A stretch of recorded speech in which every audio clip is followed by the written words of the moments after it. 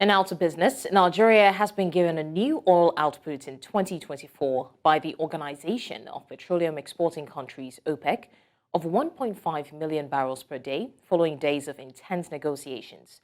It is significantly lower than Africa's largest oil producer had hoped for.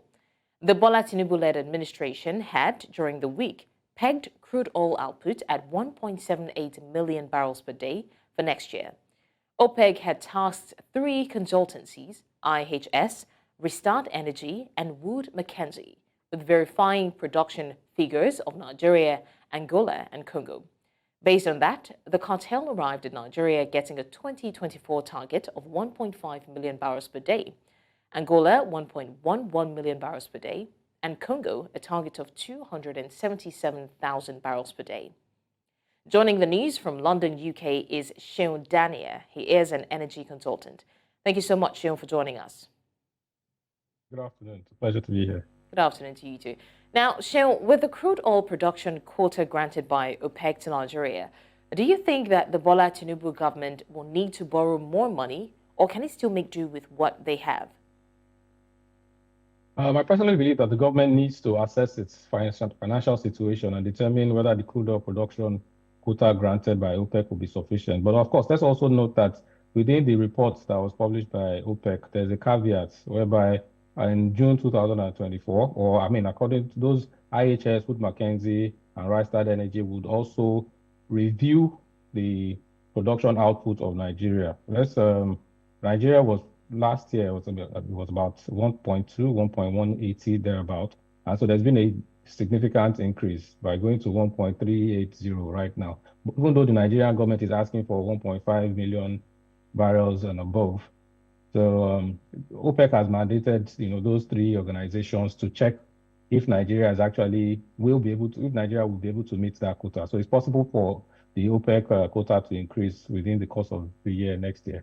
So yeah, it's for the government to manage, its finances, and of course ensure that we're able to meet up to actually produce a lot more than what we need.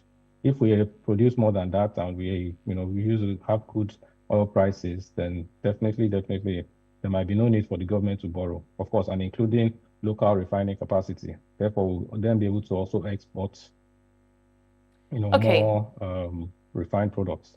Right. Also, a school of thought notes that both Nigeria and Angola achieved what they wanted. That is to have increased output beyond what they had before. Do you think that is the case?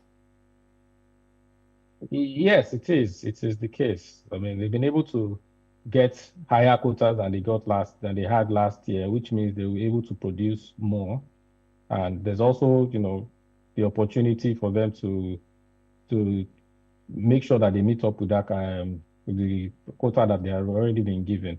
And of course, Nigeria, we're currently faced with challenges of insecurity, pipeline vandalism, oil theft, and those things. So it is now very, very important for the government to face those challenges in order to ensure that we utilize the quota that we've even been given and we do not even reduce our current output.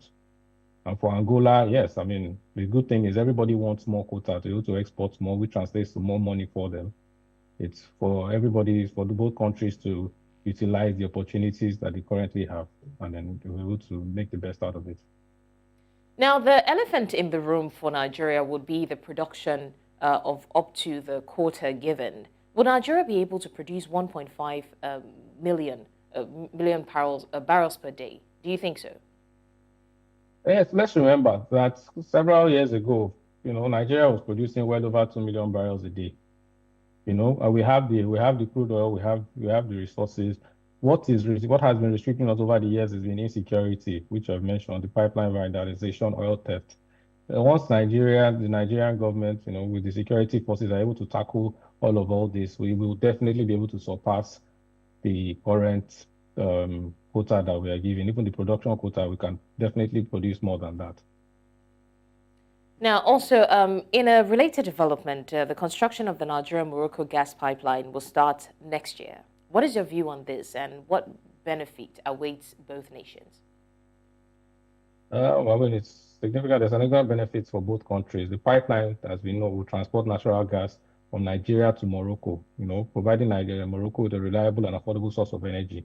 that's helping them to reduce their reliance on importing oil and gas from different countries. For Nigeria, the pipeline is providing us a new market for our natural gas, which will boost Nigeria's economy, create jobs, to also help us reduce gas flaring significantly, which is a major contributor to greenhouse gas emissions. Overall, Nigeria, the project is definitely a transformative project. It will benefit both countries and Africa, and to bring development to the whole of West Africa for sure. All right, Seun Dania, thank you so much for joining us, and of course for giving your own opinion on the matter. We really do appreciate. Thank you very much for having me. Have a blessed day.